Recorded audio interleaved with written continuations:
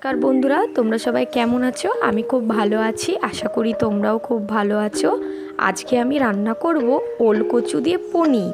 হ্যাঁ, ঠিকই শুনছো, ওল কচু দিয়ে পনির করব আমি। আগে আমি টমেটোটা কেটে নেব।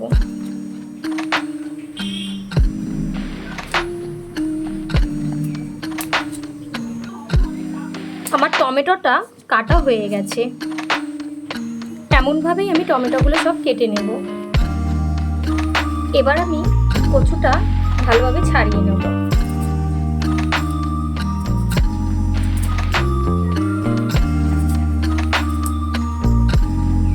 আমার কচুটা ছাড়ানো হয়ে গেছে। এবার আমি কচুটা পিস পিস করে কেটে নেব। তোমরা তোমাদের সাইজ মতো কাটবে, যে সাইজটা তোমাদের ঠিক ভালো লাগবে। আমার সবকটা প্রায় কাটা কমপ্লিট।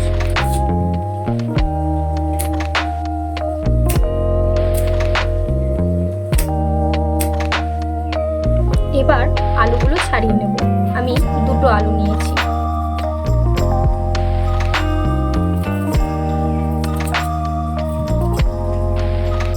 এবার আলুগুলো আমি সব পিস পিস করে কেটে নেব। দেখতে পাচ্ছ আমি ঠিক কেমন পিস করছি। আমার আলুগুলো আগেই ধুয়ে তুলে নিয়েছি। এবার কচুগুলো আমি সব ধুয়ে তুলে নেব।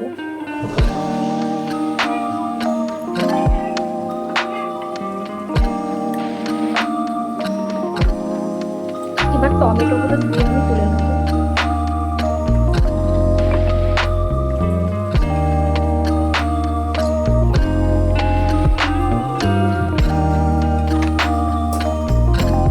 এখানে সবজি হিসাবে আমি যা যা নেব সেগুলো হচ্ছে আলু, কচু, কচু বলতে ওল কচু আর টমেটো।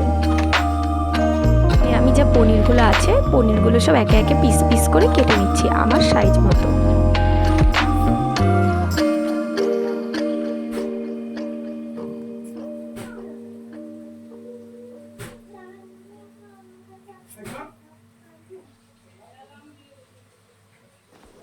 এখানে মশলা হিসাবে আমি ব্যবহার করব আদা বাটা, আর এখানে হচ্ছে লঙ্কা বাটা, এটা হচ্ছে হলুদ গুঁড়ো, আর এটা হচ্ছে জিরে বাটা। আমি এগুলো মশলা হিসাবে ব্যবহার করব।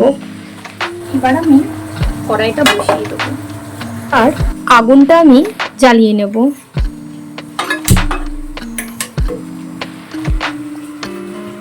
আমি আজকে রিফাইন তেল দিয়ে রান্না করব, তাই কড়াই আমি রিফাইন তেলটা দিয়ে দেব।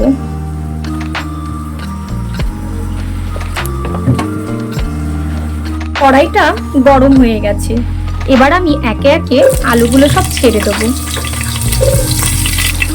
পরিমাণ মতো একটু নুন দিয়ে দেবো, দিয়ে নেড়ে নেব। একদম গোল্ডেন গোল্ডেন ভাজা করব আমি। আমার আলুগুলো সব ভাজা হয়ে গেছে। এবার আলুগুলো আমি তুলে নেব।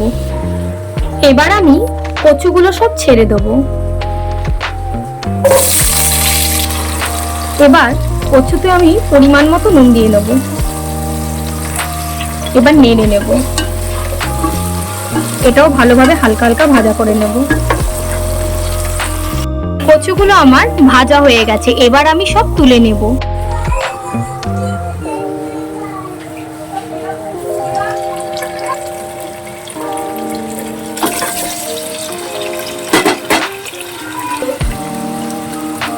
এবার আমি নুন দিয়ে দেবো পনিরে, তারপরে একটু হলুদ গুঁড়ো দিয়ে দেবো পনিরে। এবার ভালোভাবে আমি নেড়ে নেব। আমার পনিরগুলো সব ভাজা হয়ে গেছে। এবার আমি তুলে নেব। এবার আমি এখানে জিরে বাটা দিয়ে দেব। এবার আদা বাটা দিয়ে দেব। এবার লঙ্কা বাটা দিয়ে দেব। এবার আমি এখানে হলুদটা দিয়ে দেবো। হলুদ বলতে আমি এখানে গুঁড়ো হলুদ ইউজ করেছি। এবার আমি মশলাতে জল দিয়ে দেবো। তারপরে ভালোভাবে মশলাটা আমি এখন কষাবো। এবার মশলাটা ঠিক এরকম যখন কষে যাবে, আমি ভাজা আলুগুলো ছেড়ে দেবো। এবার ভাজা কচুগুলো আমি ছেড়ে দেব। এবার আমি টমেটোগুলো ছেড়ে দেব। ঠিক যখন এরকম কষে যাবে তখন আমি জল দিয়ে নেব। আর পনিরটা কিন্তু এখনো ছাড়বো না যতক্ষণ না জলটা ফুটবে। এবার আমি ঢেকে দেব। দেখতে পাচ্ছ তোমরা, যখন তরকারিটা ঠিক এরকম ফুটবে তখন আমি সব পনিরগুলো এগুলো ছেড়ে দেবো। এবার আমি আস্তে করে দেব। এবার আমি ঢাকা দিয়ে দেব। এবার আমি ঢাকনাটা খুলে দেব। খুলে জোরে করে দিয়ে নুন দিয়ে নেব পরিমাণ মতো। তোমরাও তোমাদের পরিমাণ মতো নুনগুলো দেবে। তোমরা দেখতে পাচ্ছ বন্ধুরা, আমার তরকারিটা রান্না হয়ে গেছে। এরকম শুকনো শুকনো হবে, ঠিক তখন আমি নামিয়ে নেব। এর থেকে কিন্তু বেশি শুকাবো না, আর খুব একটা বেশি ঝোলও রাখবো না। এবার আমি সব নামিয়ে নিচ্ছি। বন্ধুরা, তোমরা কিন্তু অবশ্যই করে দেখো, খুব ভালো লাগে। এটা তোমরা রুটির সঙ্গেও করে খেতে পারো, আবার ভাতের সঙ্গেও করে খেতে পারো। দুটোর সঙ্গে কিন্তু খুব টেস্ট লাগে। আর বন্ধুরা, তোমরা যারা এখন আমার চ্যানেল সাবস্ক্রাইব করোনি, প্লিজ খুব তাড়াতাড়ি আমার চ্যানেলটাকে সাবস্ক্রাইব করে দাও। আর যারা নতুন আছো তারা তো অতি অবশ্যই আমার চ্যানেলটাকে সাবস্ক্রাইব করে দিও, তাহলে তোমাদের জন্য আমি নতুনত্ব আরো অনেক রকম রান্না নিয়ে আসতে পারবো।